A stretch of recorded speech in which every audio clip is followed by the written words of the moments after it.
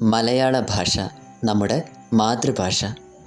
ശബ്ദങ്ങളായും വാക്കുകളായും ചിഹ്നങ്ങളായും വട്ടെഴുത്തായും കോലെഴുത്തായും വളർന്ന് നൂറ്റാണ്ടുകളിലൂടെ ഭാഷാ ഇതിഹാസങ്ങൾ രചിക്കാൻ പാകത്തിൽ വികാര വിചാരങ്ങളെ അക്ഷരങ്ങൾ ചേർത്ത് വാക്കുകളിലൂടെയും ശബ്ദങ്ങളിലൂടെയും പൂർണ്ണതയിൽ അവതരിപ്പിക്കാൻ പാകത്തിൽ വളർന്ന മലയാള ഭാഷ ദ്രാവിഡ ക്ലാസിക് ഭാഷയായ തമിഴിൽ നിന്നും പിറവികൊണ്ടെന്ന് കരുതപ്പെടുന്ന ഭാഷയാണ് മലയാളം.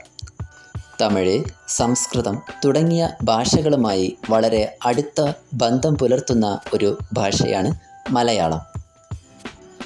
9-ാം നൂറ്റാണ്ടിനും 13-ാം നൂറ്റാണ്ടിനും ഇടയിലായിരുന്നു മലയാള ഭാഷയുടെ സ്വതന്ത്ര രൂപത്തിലേക്കുള്ള മാറ്റമെന്ന് കരുതപ്പെടുന്നുണ്ട്. മധ്യകാലഘട്ടത്തിലൂടെയും ആധുനിക കാലഘട്ടത്തിലൂടെയും കടന്ന് വിവിധങ്ങളായ ഭാഷാ നിപുണരുടെ തൂലികകളിലൂടെ ഇവിടെ എത്തി നിൽക്കുന്ന മലയാള ഭാഷ ആധുനിക മലയാള ഭാഷയുടെ പിതാവായി അറിയപ്പെടുന്നത് തുഞ്ചത്ത് രാമാനുജൻ എഴുത്തച്ഛനാണ്. 16-ാം നൂറ്റാണ്ടിൽ വെട്ടത്തുനാടിലെ തുഞ്ചത്ത് എന്ന സ്ഥലത്താണ് അദ്ദേഹം ജനിച്ചത്.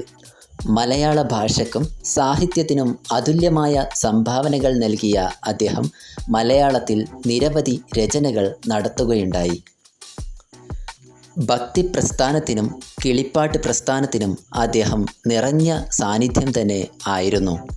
തിരൂർ റെയിൽവേ സ്റ്റേഷനിൽ നിന്നും 2 കിലോമീറ്റർ ദൂരെയായി തുഞ്ചൻ സ്മാരകം സ്ഥിതി ചെയ്യുന്നുണ്ട്.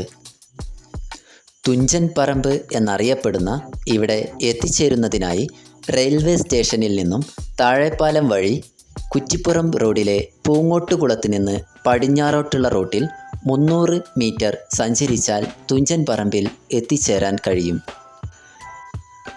തുഞ്ചൻ സ്മാരകവും എഴുത്താണിയും കിളിപ്പാട്ട് രീതിയെ അനുസ്മരിപ്പിക്കുന്ന തത്തയുടെ രൂപവും മണ്ഡപവും കുളവും മറ്റും ഇവിടെ കാണാനായി സാധിക്കും.